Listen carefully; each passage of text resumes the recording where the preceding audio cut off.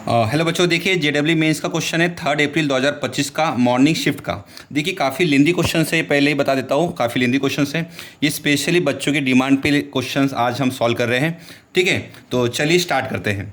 तो क्वेश्चन में देखिए क्या दिया गया है। क्वेश्चन में दिया गया है कि the product of the focal distance of the points on the hyperbola. पहले बात करना चाहते हैं कि जो पॉइंट है वो हाइपरबोला में है। हम एक छोटी सी डायग्राम बनाने की कोशिश कर लेते हैं इसकी।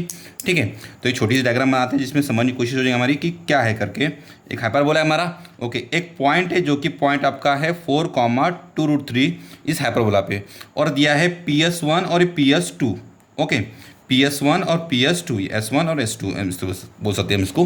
तो PS1 और PS2 का जो प्रोडक्ट है वो दिया है हमें 32 दिया है, और लेंथ ऑफ कॉन्जुगेट एक्सिस की वैल्यू P है और लेटेस्ट सेक्टम की वैल्यू बच्चे Q है। हमें निकालना है P का स्क्वायर प्लस Q का स्क्वायर। देखिए P और Q निकालने के लिए हमें चाहिए A और B चाहिए। जब तक हमें A और B निकलेगा नहीं तब तक क्वेश्चन सॉल्व ये होने वाला नहीं है। तो सबसे पहले हम A और B निकालेंगे। तो ये पॉइंट आपके हाइपरबोला पे लाई करता है, इसका मतलब ये पॉइंट हम हाइपरबोला की इक्वेशन में पुट कर सकते हैं। तो x की जगह आप पुट करेंगे 4 और y की जगह पुट करेंगे 2√3।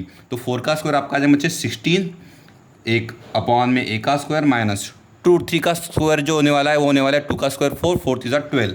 तो ये हो जाएगा बच्चे 12 b का square is equal to 1। Okay, तो यहाँ पर हमारे पास में इक्वेशन नंबर हमारा 1 हमारा पास बन चुका है। फिर दूसरा जो तरीका था कि फोकल डिस्टेंस का जो वैल्यू होती है उसका फॉर्मूला होता है EX1 माइनस ए और EX1 प्लस ए। तो हमारे पास में x1 की जो वैल्यू दी गई बच्चे 4 दी है, तो हम डायरेक्टली यहाँ पे लिखते हैं 4e माइनस ए और 4e प्लस ए। इसका जो प्रोडक्ट दिया है वो दिया है हमारे पास 32। इसको थोड़ा और सॉल्व करते तो इसका आंसर आएगा 16e का स्क्वायर माइनस ए का स्क्वायर इज इक्वल टू 32। तो यहाँ पे जो ए का स्क्वायर बनेगा वो बनेगा 16e का स्क्वायर माइनस 32। ये होगा इक्वेशन नंबर हमारा सेकंड। सर और इक्वेशन क्या हमें पता है? तो हमें एक और इक्वेशन पता है। क्या पता है कि बी का स्क्वायर जो फॉर्मूला होता है ए का स्क्वायर ई का स्क्वायर माइनस 1 यहाँ पर बोला का इक्वेशन का फॉर्मूला है। ओके, ये हमें अब इक्वेशन 3 को हम इक्वेशन नंबर 2 में पुट करेंगे तो उससे हमें क्या मिलेगा देखो। तो ये मिलेगा सर 16 अपॉन में ए का स्क्वायर माइनस 12 अपॉन में बी के स्क्वायर की जगह आप लिखेंगे ए का स्क्वायर ई का square minus 1 is equal to 1। यहाँ से 1 अपॉन में ए का स्क्वायर आपका कॉमन आ जाएगा, बचेगा 16 माइनस 12 अपॉन में ई का square minus 1 is equal to 1। ठीक है, ए का स्क्वायर को हम इधर शिफ्ट कर लेते हैं, इसको इधर थोड़ा मॉडिफाइड कर लेते हैं। तो कितना सा बताओ? तो 16 ई का स्क्वायर माइनस 16 माइनस 12 अपॉन में ई का square minus 1 is equal to a का स्क्वायर। थोड़ा और मॉडिफाइड कर लेते हैं तो इसका आंसर आएगा 16 ई का स्क्वायर माइनस 28 अपॉन में ई का square minus 1 is equal to a का स्क्वायर। अब ये वैल्यू को हम पुट करते हैं पुट इन इक्वेशंस, इसमें हम 2 में इसको पुट करेंगे। तो क्या आंसर आएगा सर? तो ए का स्क्वायर की जगह हम ये लिखेंगे सर 16 ई का स्क्वायर माइनस 28 अपॉन में ई का square minus 1 is equal to, ठीक है, कितना दिया बताओ?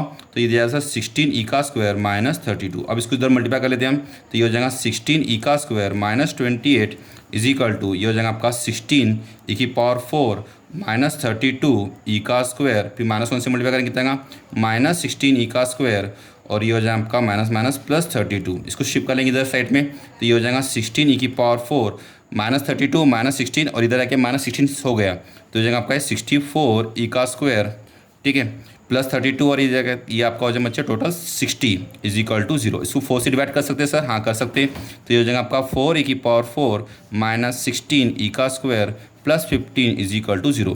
15 4 जा आपके हो जाएंगे बच्चे 60 के जो फैक्टर हो जाएंगे वो 10 6 जा हो जाएंगे। तो ये हो जाएगा 4 ई की पावर 4 माइनस 10 ई का स्क्वायर माइनस 6 ई का square plus 15 is equal to 0। इसमें हम यहाँ पे निकालेंगे 2 ई का स्क्वायर कॉमन, तो ये हो जाएगा 2 ई का स्क्वायर माइनस 5, यहाँ से हमारा 3 कॉमन आ गया, 2 ई का square minus 5 is equal to 0। तो ये 2 ई का स्क्वायर माइनस 5 और ये हो जाएगा 2 ई का square minus 3 is equal to 0। तो ई का स्क्वायर की वैल्यू हमें यहाँ पे लिख लेंगे 5/2 और ई का स्क्वायर की वैल्यू लिख लेंगे हमको 3/2। अब इसमें से सर कौन सी वैल्यू हमको लेना है? तो याद रखिए हमारा ए का सर पॉजिटिव आना चाहिए। अगर आप 3/2 का इसमें पुट कर दोगे तो ये हो जाएगा आपका 24 माइनस 32, ऑब्वियसली बात है निगेटिव आ जाएगा, तो ए का स्क्वायर निगेटिव तो हो नहीं सकता, इसकी वजह से ये वैल्यू हमारे रिजेक्ट हो जाएंगी। हमारा आंसर आएगा ई का स्क्वायर इक्वल टू 5/2। सर हमारे ई का स्क्वायर इक्वल टू 5/2 मिल चुका है, तो हमें पुट करेंगे ए का square is equal to 16, E का स्क्वायर की जगह हम क्या पुट करें बच्चे 5/2 माइनस 32। इसको थोड़ा और सॉल्व कर लेते हैं, कितना आएगा 8 5 जा 40 माइनस 32 इज इक्वल टू आपका 8 हो गया। अब सर बी का स्क्वायर चाहिए, तो बी का स्क्वायर का फॉर्मूला क्या होता है? ए का स्क्वायर के लिए कितने बच्चे 8, ई का स्क्वायर की होती है 5/2 माइनस 1, तो ये हो जाएगा 3/2, 8 इंटू 3/2 ये आपका हो जाएगा 4 3 जा 12। तो बी का स्क्वायर के लिए हमें कितने बच्चे 12 आ गई। अब उसके बाद क्या है सर? उसके बाद दिया है length of conjugate axis. Length of conjugate axis जो होता है 2b होता है, टू बी की वैल्यू क्या दी है, length of conjugate axis is equal to P दिया है, इज इक्वल टू हम लिख लेंगे पी, इसका squaring on the both side करेंगे तो ये जाएगा 4b का square is equal to p का square, 4 into 12 is equal to p का स्क्वायर, तो पी का स्क्वायर की जो वैल्यू आपकी आएगी वो आएगी 12 4 जा 48, ओके 12 4 जा 48, पी का स्क्वायर हमें मिल चुका है। फिर क्या चाहिए बच्चे, और चाहिए लेटेस्ट सेक्टम, तो लेंथ ऑफ लेटेस्ट सेक्टम का जो फॉर्मूला होता है वो क्या होता है, तो लेंथ ऑफ लेटेस्ट सेक्टम का फॉर्मूला होता है यानी क्यू इज इक्वल टू यहाँ पे दिया है लेंथ ऑफ लेटेस्ट सेक्टम यानी 2b स्क्वायर अपॉन में a, ओके तो 2b का स्क्वायर कितने बच्चों हमारे 12 है और a यानी कितना हो बच्चे √8 यानी कितना होता है बच्चों 2√2, ओके तो यहाँ पे और इसको थोड़ा सा मॉडिफाइड करके लिखेंगे, ये लिखेंगे 2 इंटू 12 अपॉन में 2√2, तो 2 से 2 गेट कैंसल, 12 अपॉन में √2 यानी 6 2 जा, ये हो जाएगा 6 इंटू 2 अपॉन में √2, इसका आंसर आएगा बच्चे 6√2, ये होगा क्यू की वैल्यू। हमें क्यू का स्क्वायर चाहिए सर, तो क्यू का स्क्वायर आपका आ जाएगा 36 इंटू 2, ये आपका आ जाएगा 72, क्यू का स्क्वायर आपका 72 आ गया।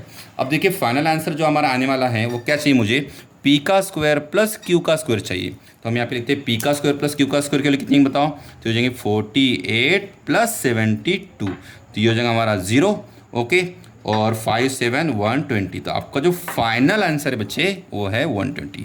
काफ़ी लेंदी क्वेश्चन है, अब देखिए हमने फास्ट सॉल्व की तो हमारा आंसर आ गया, कभी करीब करीब 5 से 6 मिनट हमें लग गए यहाँ पे समझने के लिए और सॉल्व करने के लिए। तो ऐसे क्वेश्चन को आप लोग ट्राई ना करें एग्जाम में, इजी क्वेश्चन ही सॉल्व करें, ये लेंदी क्वेश्चन होते हैं, जब आपके पास टाइम बचता है तो आप इसको अटेम्प्ट कर सकते हो। Thank you so much. और भी अगर आपको कोई क्वेश्चन है तो आप लोग ज़रूर कमेंट कीजिए, मैं उसका सोल्यूशन जो है उसको आपको जल्द से जल्द अपलोड करूँगा। Thank you so much.